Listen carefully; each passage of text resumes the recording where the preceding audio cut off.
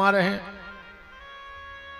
निकल पड़ी सबरी, पर विचार कर रही है जाए कहां, जाए कहां। तो यहां ये कथा कह रही है, एक कविता के माध्यम से सुनना, जब जीवन में संकट आवे तो क्या करना चाहिए। कई बार मैंने कथाओं के माध्यम से कहा है कि अगर जीवन में कोई संकट आवे और चला जावे तो भगवान की कृपा है, और ना जावे तो समझना भजन कम है। कि भगवान के सच्चे भक्तों को पग पग पे सहारा मिलता है। अगर विश्वास हो भगवान पे कि भगवान के सच्चे भक्तों को पग पग पे सहारा मिलता है, इस ओर चले और कैसे बचे, किस ओर चले उस ओर बचे, यह आप इशारा मिलता है। अपने आप इशारों मिल जात। जब जीवन में तूफान उठे, जब जीवन में संकट आवे, कि जब जीवन में तूफान उठे, लहरों में नैया घिर जाए। जब जीवन में तूफान उठे, लहरों में नैया घिर जाए,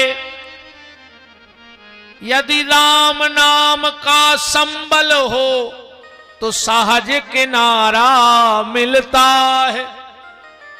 भगवान के नाम पे भरोसा है तो किनारा मिलेगा।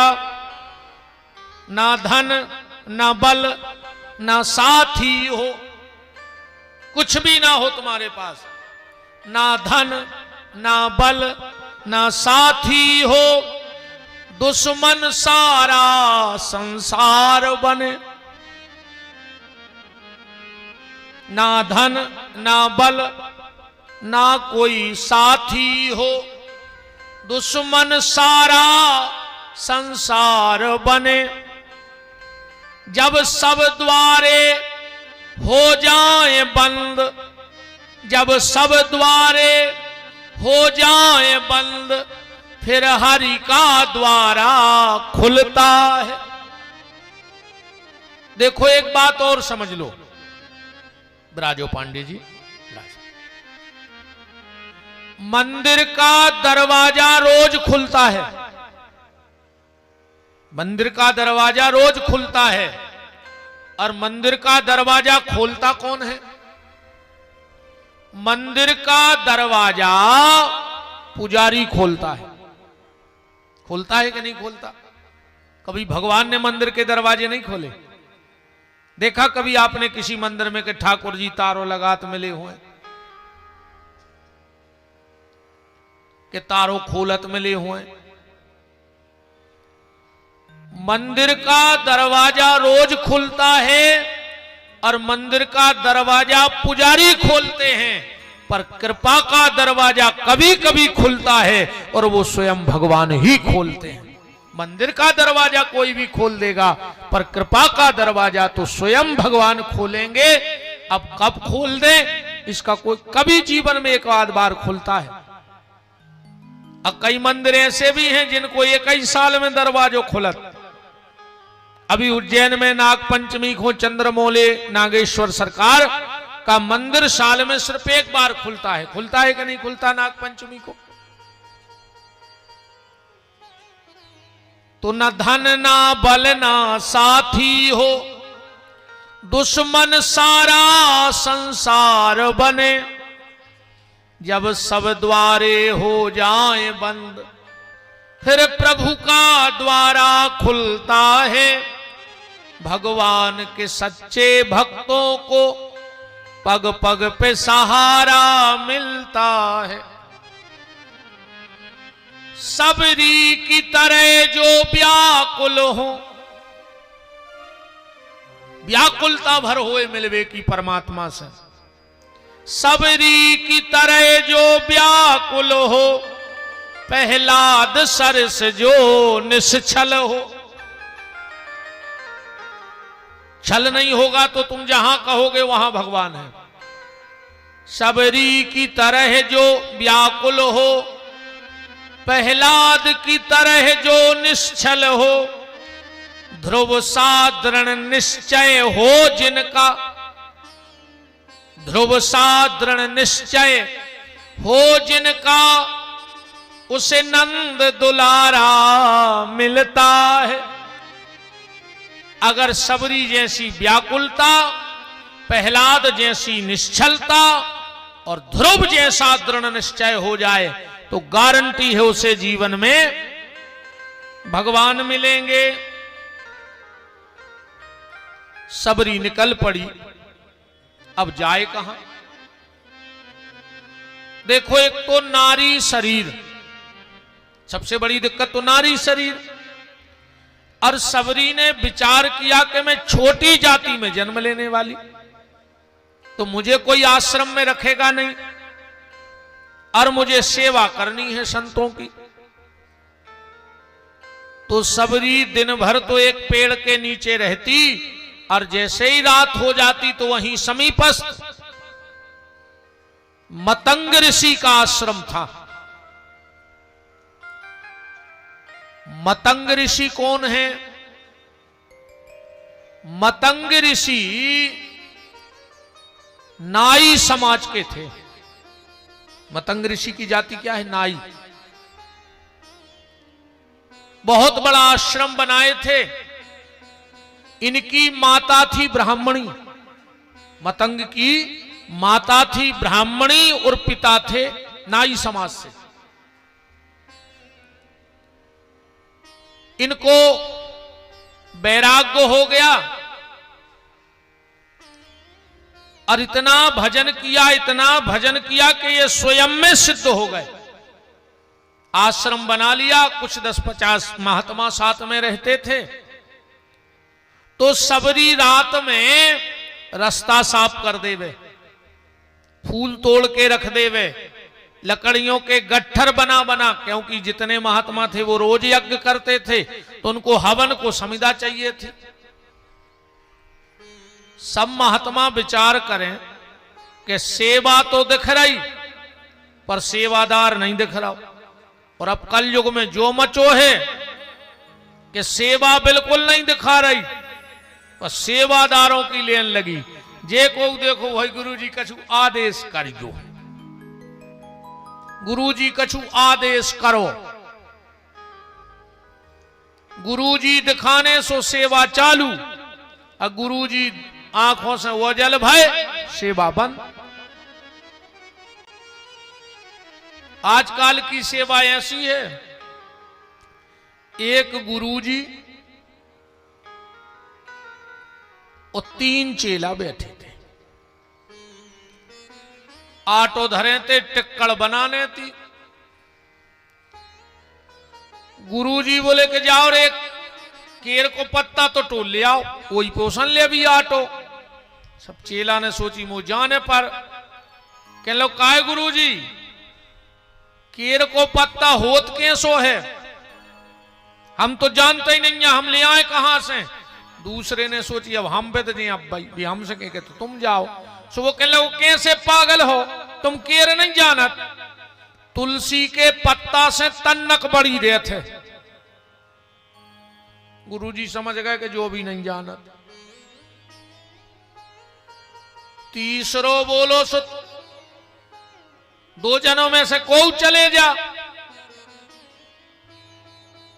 गुरुजी बोले को ने जाओ, हम ही जा रहे हैं। गुरुजी गए सो केर को पत्ता टोल ले आए, अंगीठी लगा ली, गांकरें बन गई। गुरुजी बोले आओ बेटा हरो प्रसाद पाले। तीनों ही बोले गुरुजी पहली आज्ञा को तो उल्लंघन कर दो, पर अब दूसरी आज्ञा को उल्लंघन न करे ना, गुरु की आज्ञा ने मान तो पाप लगे। आज की सेवा ऐसी है।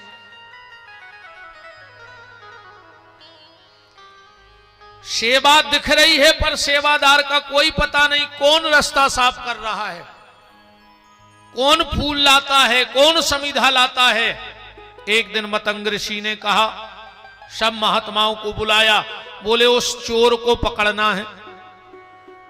महात्मा बोले गुरुदेव तुम चोर कह रहे हो को, रास्ता साफ कर रहा हो, जो भी हो, फूल ले आ रहा हो, समिधा ले आ रहा हो, तुम चोर कह रहे।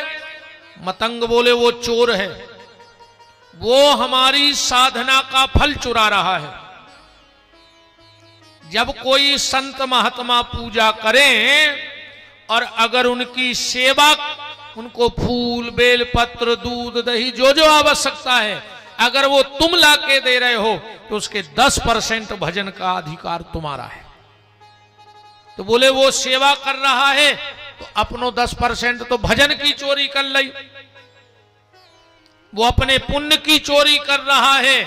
और मतंग बोले मुझे तो लगता है कि उसने मेरी साधना चुराई, मेरी तपस्या चुराई, पर आज तो उसने मेरा मन भी चुरा लिया है। कि धन्य रे ऐसा भक्त जो सेवा पूरी दे रहा है पर सामने नहीं आ रहा है। और आजकल ऐसो है कहूं एक ही चेला को नाव गुरुजी मंच पे ने ले पाए तो कब वो कल से कथा ही नहीं आवे, क्या मन नहीं जाने हो तो नाव तक ले तो नहीं है ना। अगर एक नाव चूक जाए तो आदमी बोल वो बंद कर दे। बोले तो आज क्या करना है, बोले आज रात में हम उस चोर को पकड़ेंगे, तुम सब लोग छुप जाओ पेड़ों के यहां। अंधेरा था, सबरी सिर पे लकड़ियों का गट्ठर रख के चली आ रही है। छोटी सी अवस्था है, अभी इतनी बड़ी नहीं है। जब मतंग ऋषि के यहां सबरी गई है, कितनी आयु थी? एक जगह प्रमाण मिलता है 7 वर्ष और एक जगह प्रमाण मिलता है 18 वर्ष। दोनों प्रमाण अपने राम ने सुरक्षित रखे हैं, कोई पूछे तो ये लिखा है। एक जगह प्रमाण है 7 वर्ष का और एक जगह प्रमाण है 18 वर्ष की थी सबरी। पर हमें तो ये लगता है कि वो जितने वर्ष की रही होगी, मेरी नजर में तो उस वर्ष भी वो लाखों वर्ष की रही होगी, क्योंकि वो जिंदगी है, जिंदगी जो जिंदगी हो काम की, वो जिंदगी क्या जिंदगी जो रह जाए खाली नाम की। कई लोग सबरी का नाम नहीं जानते, पर सबरी के माध्यम से राम का नाम जरूर जानते हैं। और नाम जो ही आए, ऐसे तो तुमने नेताओं की रैली में देखो हुई है,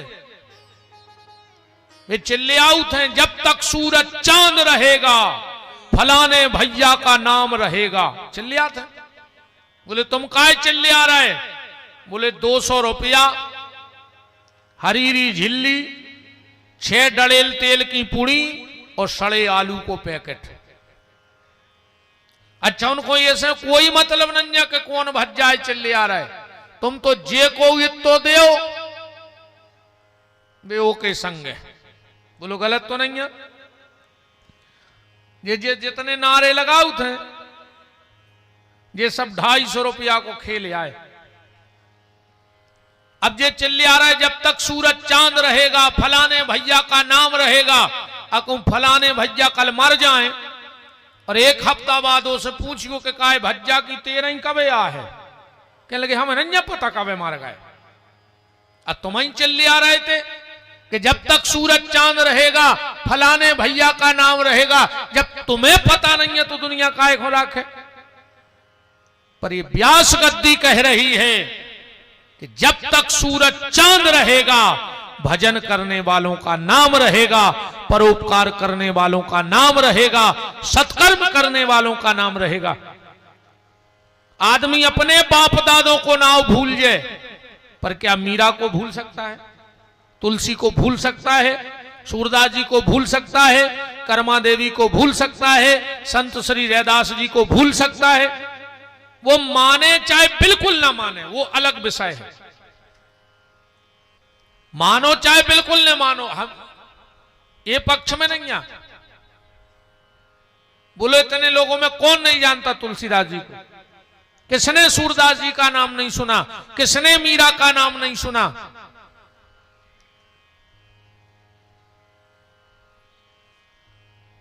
बात सिर्फ ये कर रहे हैं, इस दुनिया में अमर वो है जिसने अपने जीवन में कुछ अच्छा काम किया है। एक अच्छा काम जरूर करो जीवन में। कोई छोटा सा मंदिर भी निर्माण कराओ, पर कल को तुम्हारी जो भी पीढ़ी आएगी, कल को तुम्हारा बेटा अपने बेटे को बताएगा कि हमारे पिताजी ने बनाया, फिर वो अपने बेटे को बताएगा।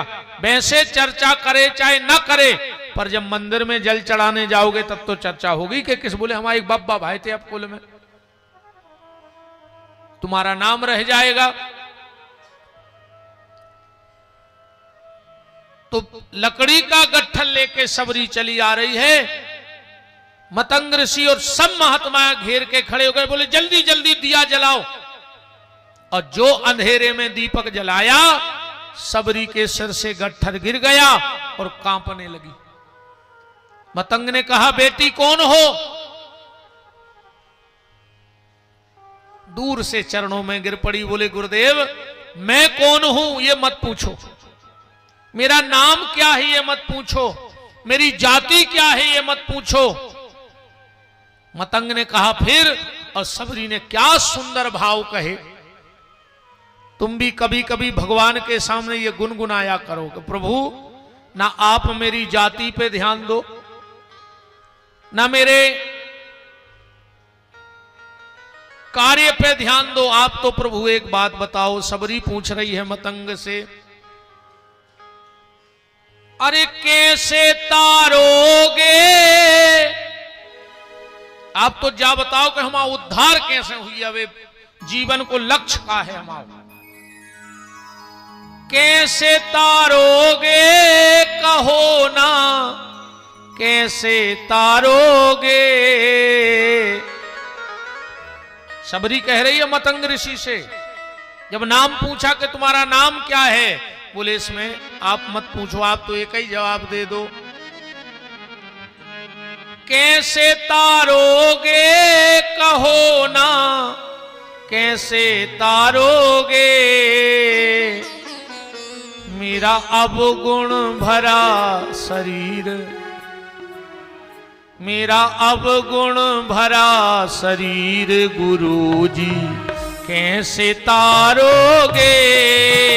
मेरा अवगुण भरा शरीर गुरुजी कैसे तारोगे? मेरा अवगुण भरा शरीर प्रभु जी कैसे तारोगे? मेरा अवगुण भरा शरीर गुरुजी कैसे तारोगे? हरि बोल। अच्छा, इस भजन को बड़े एक एक शब्द को पकड़ के गाना, आपको ऐसा लगेगा कि आपकी डायरेक्ट बात अपने गुरु और गोविंद से हो रही है। एक एक शब्द पकड़ के मेरे साथ गाना और डूब के गाना, तुम्हें लगेगा कि साक्षात मेरी आज बात भगवान से हो रही है। कैसी? कैसे तारोगे कहो ना, कैसे तारोगे? मेरा अवगुण भरा शरीर प्रभु जी गुरु जी कैसे तारोगे? मेरा अवगुण भरा शरीर गुरुजी कैसे तारोगे?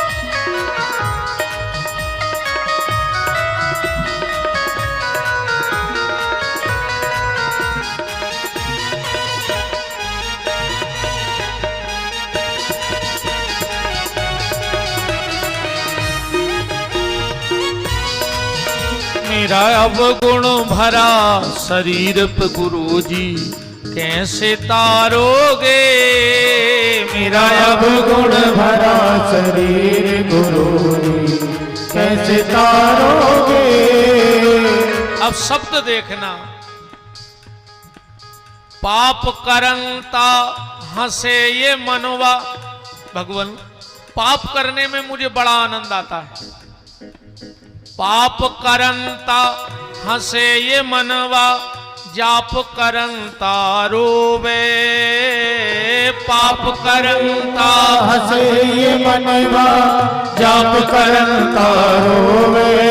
भगवान, पाप करने में मन को बड़ी खुशी होती है, पर जाप करने में ये मन मेरा रोता है।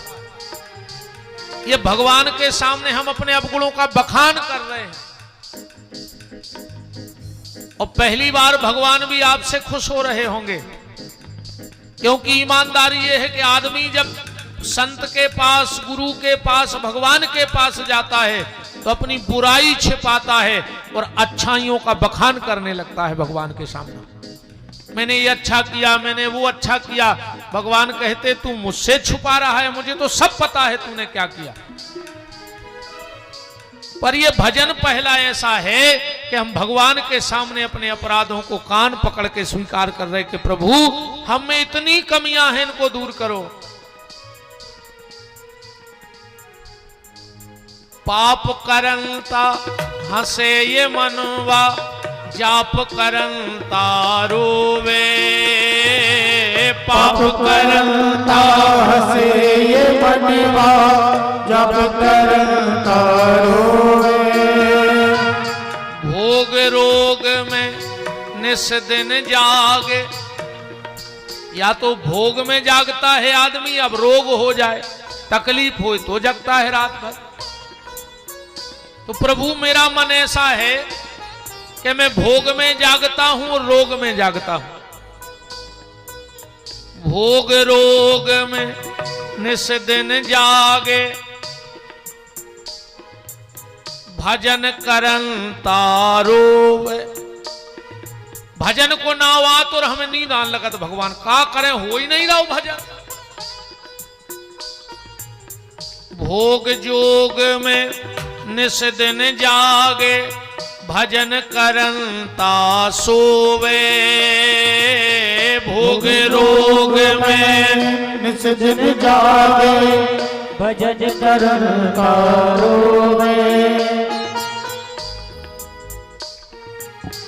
इसकी बड़ी तकदीर गुरुजी, इसकी बड़ी तकदीर गुरुजी कैसे तारो